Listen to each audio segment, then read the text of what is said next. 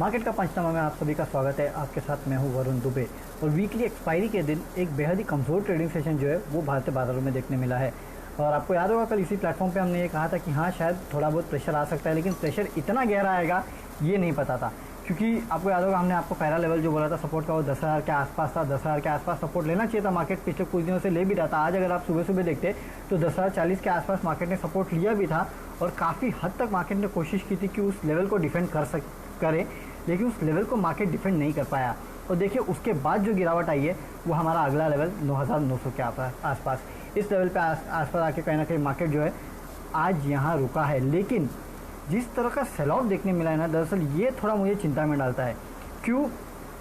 क्योंकि देखिए आप इतने दिन से मार्केट चल रहे थे, ग्लोबल मार्केट्स चल रहे थे, इंडियन मार्केट भी चल रहे थे। जाहिर सी बात है मैं आपसे हमेशा यह कहता था कि फंडामेंटली कुछ भी बदला नहीं है, ये लिक्विडिटी है जो मार्केट्स को ड्राइव कर रही है, और वो हो भी रहा था।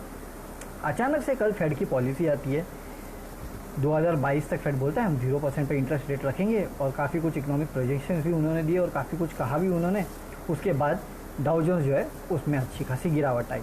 अब उसमें गिरावट आई तो जाहिर सी बात है ये लगा कि हाँ शायद फेड के जो बयान हैं उसको देखने के बाद मुनाफा वसूली आई होगी। लेकिन आज जिस हिसाब से डाउ फ्यूचर्स गिरे हैं ना, ये देख के ऐसा लगता है कि कहीं वो जो दौर था बीच में जब ग्लोबल मार्केट्स पे लगातार दबाव बनते जा रहा था और वो दबाव जो है इंडियन मार्केट्स पे भी उसका ट्रिकल डाउन इम्पैक्ट देखने मिल रहा था, उस तरीके का प्रेशर दरअसल आज देखने मिल रहा है। आप डाउ फ्यूचर्स को देखिए, 500 पॉइंट के आसपास की गिरावट जो है वो डाउ फ्यूचर्स दिखा रहा है। आप कैक डैक फुट्सी देखिए, 2% के आसपास की गिरावट जो है वहाँ देखने मिल रही है। आप बाकी एशियन मार्केट्स देखिए, निक्केई 3% नीचे बंद हुआ, कॉस्पी 1% नीचे, शंघाई देखिए करीब 5% नीचे ये बंद हुआ, हैंगसेंग देखिए करीब 2-2.25% नीचे ये बंद हुआ। तो कहीं ना कहीं ये जो गिरावट है ना, ये थोड़ी चिंता में डालने वाली है। अगर मुनाफा वसूली होती तो इस तरह की गिरावट नहीं आती। मुनाफा वसूली होती तो 0.5% के आसपास की गिरावट, डाउ फ्यूचर्स 200 पॉइंट गिरता तो समझ में आता। ये डाउ फ्यूचर जो 500 पॉइंट गिरा है ना, ये कहीं ना कहीं मुझे दिक्कत में डाल रहा है, और ये कहीं ना कहीं मेरे समझ में नहीं आ रहा है कि भाई इस तरह की गिरावट क्यों देखने मिली है। और आप याद रखिए, हमेशा मैं आपको बोलता था कि भाई फ्राइडे है, अगले 2 दिन छुट्टी है, उसके पहले कभी भी लंबी लॉन्ग कॉन्ट्रैक्ट्स लेके ना जाए या फिर अपनी लॉन्ग पोजीशन बना के ना जाए। और इतने टाइम से हम देखते थे कि मार्केट में तेज़ी देखने मिलती थी फ्राइडे के दिन, और फ्राइडे को सब अच्छा हो जाता था और लोग पैसा बना के निकल जाते थे। लेकिन मेरे ख्याल से कल का फ्राइडे अलग होगा। अगर आज डाउ फ्यूचर्स में गिरावट हुई रात को, ये याद रखना, डाउ जोन्स में, और अगर कल डाउ फ्यूचर्स फ्लैट भी रहा ना, तो भी कल इंडियन मार्केट्स में गिरावट हो सकती है। क्यों? क्योंकि उसके बाद 2 दिन छुट्टी है, तो आपको पता नहीं है कि भाई आगे जाके ग्लोबल मार्केट्स कैसे पैन आउट होते हैं। अच्छा होगा, थोड़ी प्रोबेबिलिटी कम हो जाएगी अगर डाउ फ्यूचर्स में रिबाउंड नहीं देखने मिला। अगर रिबाउंड देखने मिला और अच्छा खासा रिबाउंड देखने मिला तो शायद स्टोरी अलग हो सकती है। नहीं तो भाई कल बहुत स्ट्रिक्ट स्टॉप लॉस रख के आपको ट्रेड करना है, बहुत ही स्ट्रिक्ट स्टॉप लॉस रखना होगा। और मैं तो आपको बोलूँगा, अगर आप एफएनओ में ट्रेड करते हैं तो पुट खरीद के चलेगी तो आपके लिए ज़्यादा बेटर होगा। बेच के मत जाना है, इतना मैं बोल देता हूँ, क्योंकि बेच के जाना थोड़ा रिस्की हो सकता है। तो जाना है तो पुट खरीद के जाइए, नीचे के लेवल के पुट खरीदिए। 9,900 के आसपास का पुट जो है वो आप खरीद सकते हैं, और 9,800 के आसपास, 600 के आसपास का पुट जो है वो आप बेच सकते हैं। इस तरह की स्ट्रैटेजी अगर बना के चलेंगे तो आपके लिए शायद ज़्यादा बेटर होगा। लेकिन हाँ, ये तरह की स्ट्रैटेजी बनाइए, और मेरे ख्याल से आपको थोड़ा डाउन साइड के लिए कल के तैयार रहना चाहिए। अगला लेवल जो होगा ना, जो सपोर्ट का, मेरे ख्याल से वो 9,840 के आसपास है। मेरे ख्याल से इसके पहले जब हमने रैली देखी थी और वो वन वे रैली जब आई थी तो 9,840 के आसपास आके मार्केट अटका था। तो उसी को एक स्टॉप लॉस लीजिए, और यहाँ फिर से एक 10,000 का लेवल जो है वो प्रोबेबिलिटी पॉसिबल है। हालांकि अगर ग्लोबल मार्केट में सपोर्ट नहीं दिया इंडियन मार्केट को तो ये लेवल कुछ काम नहीं आने वाले, ये भी आपको बोल देता हूँ। क्योंकि ये अभी तक इंडियन मार्केट जो चले हैं या गिरे हैं वो कहीं ना कहीं ग्लोबल संकेत के बीच में ही चले और गिरे हैं। और आज तो आपने देखा कि एफआईआईएस की तरफ से भी बिकवाली का आंकड़ा आया है। अब देखना होगा कि अब एफआईआईएस की तरफ से किस तरह का आंकड़ा बिकवाली का निकल के आता है, खरीदारी का निकल के आता है। लेकिन आज के आंकड़े देखना काफ़ी इंपॉर्टेंट होगा, क्योंकि आज भी बिकवाली हुई ना तो ये लगातार दूसरा दिन होगा जब आपको बिकवाली देखने मिली है। चलिए अब सवाल जवाब का सिलसिला शुरू करते हैं, और हार्दिक भट्ट टाटा मोटर्स पे पूछते हैं। 450 शेयर लिए 88 पे। देखिए हार्दिक जी, मैंने कल आपको 106 105 का स्टॉप लॉस बताया था। आप नहीं थे, लेकिन लोग थे, उनको बताया था कि मैंने पहला स्टॉप लॉस जो होगा वो 106 105 के आसपास होगा। आज 105 के आसपास इस काउंटर ने हिट कर दिया है। अगर 105 कल तोड़ दिया ना मेरे ख्याल से, तो आप निकल जाना इस काउंटर से, है ना। फिर आपको इस काउंटर में रहना नहीं है, क्योंकि फिर अगला लेवल आपको जो इस काउंटर पे 100 के आसपास का देखने मिल सकता है। और अगर कल ये काउंटर चलता है तो मेरे ख्याल से एक बार प्रॉफिट बुक कर लीजिए। अगर आप शॉर्ट टर्म ट्रेडर है तो 110 111 के पास अगर ये आता है तो वो लेवल पे आपको इस काउंटर में प्रॉफिट जो है उसको बुक कर लेना चाहिए। और 105 का स्टॉप लॉस, आज इसका लो भी वही था, याद रखिए मैंने कल आपको यही बताया था 105 106 के आसपास का इसका स्टॉप लॉस है, उसको याद रखना। 105 के नीचे गया 104 आया, वैसे आपको सेल ट्रिगर दबा दीजिए, एक बार प्रॉफिट बुक कर लीजिए।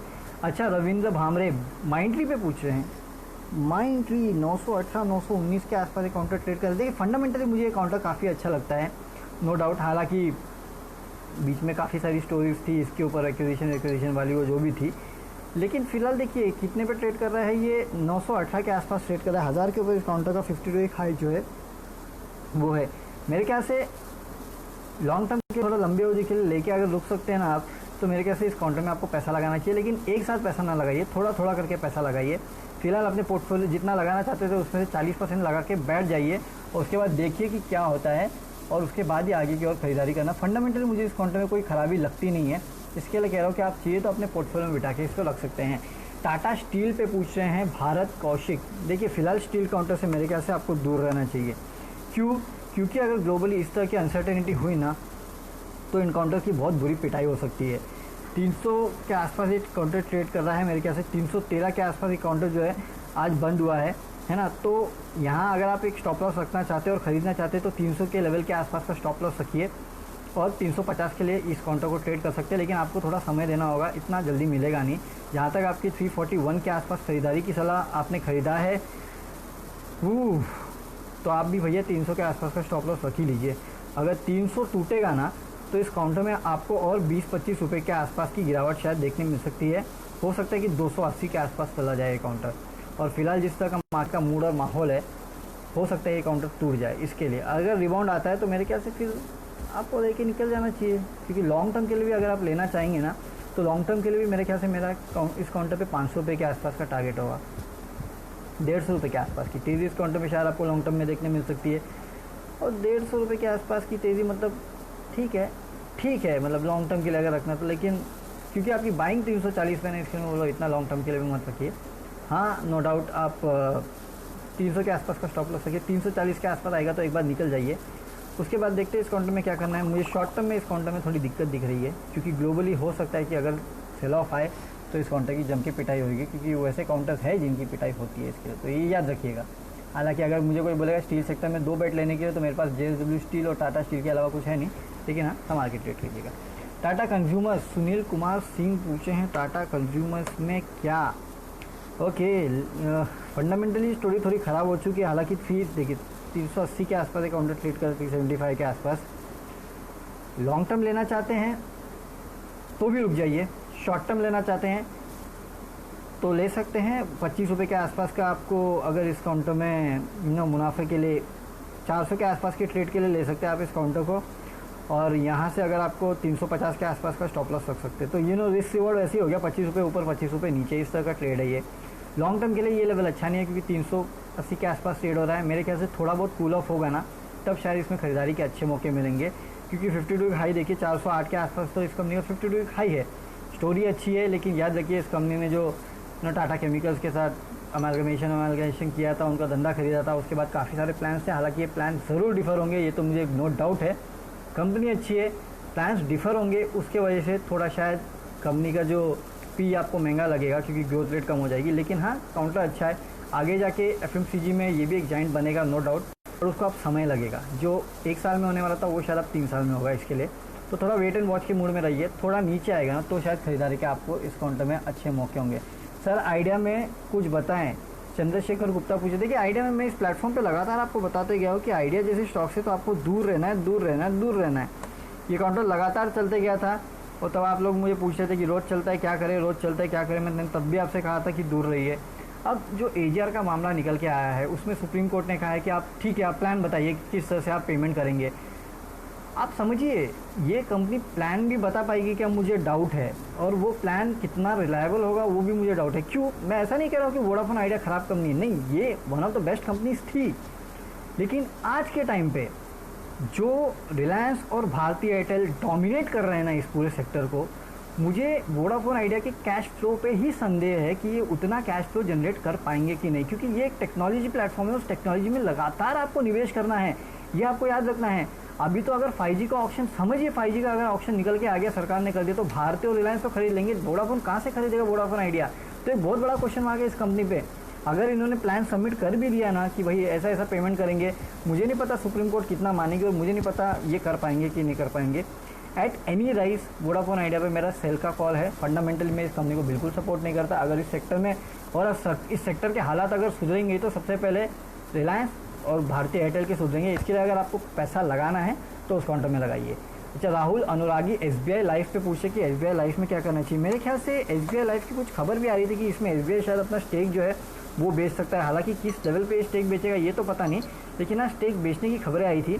740 के आसपास ये काउंटर ट्रेड कर रहा है। मेरे ख्याल से जब तक वो स्टेक सेल नहीं होता है ना, तब तक मेरे ख्याल से आपको इस काउंटर से दूर रहना है, क्योंकि स्टेक सेल जो होगा उसके बाद ये काउंटर थोड़ा प्रेशर में आ सकता है। लेकिन जिस दिन ये स्टेक सेल होगा उस दिन जब ये स्टॉक गिरेगा तब स्टॉक को खरीद लेना, क्योंकि हमने देखा है ये जितनी भी HDFC लाइफ हो, SBI लाइफ हो, इन काउंटर में जो लेवल पे स्टेक सेल हुआ है ना, उस लेवल से इन काउंटर्स ने काफ़ी बेहतरीन बाउंस बैक दिखाया है। तो जिस दिन वो स्टेक सेल होगा और ये काउंटर नीचे जाएगा, उस दिन इस काउंटर का लपक लेना और ख़रीद लेना और अपने पास रख लेना, क्योंकि मेरे ख्याल से उसके बाद इन काउंटर्स में आपको अच्छा फिर से तेज़ी देखने मिलेगी। और एक सवाल लेते हैं Nikhil Shivdikar, Apollo hospital and Metropolis. Short term क्यों चाहते हैं सर आप? मेरे ख्याल से देखिए, अगर आपने शॉर्ट टर्म बोला है तो मेट्रोपोलिस 1347 के आसपास ट्रेड कर रहा है फिलहाल, है ना। इस काउंटर में ऑलमोस्ट इस वीक पूरा फ्लैट रहा है, पूरा मंथ इस काउंटर के लिए फ्लैट रहा है, तो कुछ खास तो हुआ नहीं है इस काउंटर में। अगर आपको ख़रीदना है, शॉर्ट टर्म का व्यू चाहिए, तो मैं लेवल बता सकता हूँ आपको केवल कि फ़िलहाल ये चल रहा है 1347 के आसपास, तो 1312 जो कि 50 DA में है उसके आसपास आप स्टॉप लॉस लगाइए, और 1468 के आसपास के 1450 के आसपास बेसिकली आप इस काउंटर को ट्रेड कर सकते हैं। शॉर्ट टर्म व्यू इस काउंटर में यही होगा। दूसरा मेट्रोपोलिस का आपने पूछा 1408 के आसपास ट्रेड कर रहा है, तो आप मेरे ख्याल से इस काउंटर में 1494 इसका 100 DM है, तो उस लेवल के आसपास आप एक टारगेट रख के 1400 के आसपास इस काउंटर को स्टॉप लॉस रखिए, क्योंकि ऑलमोस्ट 200 DMA के आसपास ये ट्रेड कर रहा है, तो ये ट्रेड इसमें बनता है। हालांकि दोनों काउंटर मुझे लॉन्ग टर्म के लिए अच्छे लगते हैं, तो अगर आप लॉन्ग टर्म के लिए लेते तो मेरे को शायद ज़्यादा अच्छा लगता है, लेकिन ठीक है, शॉर्ट टर्म के लिए जो मैंने ट्रेड बताया वो ट्रेड चाहिए तो आप इन काउंटर्स पे ले सकते हैं। चलिए, अब समय हो चुका है, हमें जाना होगा। जो बच्चे कुछ सवाल है उनका जवाब कल देंगे, और कल सुबह हमारे साथ जुड़ेगा, देखेंगे कि डाउ जोन्स में किस तरह की गिरावट आती है या फिर कुछ रिवाइवल आता है, किस तरह के ग्लोबल संकेत है, और ग्लोबल संकेत से हमें कल क्या क्यों लेना है, साथ ही साथ कौन से इंपॉर्टेंट लेवल्स हैं, ये सब आपको सुबह 7 बजे जब हमारे साथ जुड़ोगे CNBC आवाज़ पे तब बताएंगे। और इस प्लेटफॉर्म पे फिर से जुड़िएगा हमारे साथ कल इसी समय, तो आपके जो बच्चे कुछ सवाल है उनका जवाब देने के लिए यहाँ हाजिर होंगे। लेकिन याद रखिए, कल फ्राइडे है, आखिरी ट्रेडिंग सेशन है, उसके बाद 2 दिन की छुट्टी है, तो अपने स्टॉप लॉस ज़रूर मेंटेन करना, क्योंकि 2 दिन की छुट्टी पे जा रहे हैं तो काफ़ी वॉलेटाइल ट्रेड होने का अनुमान लगाया जा सकता है। Note, see you, good bye.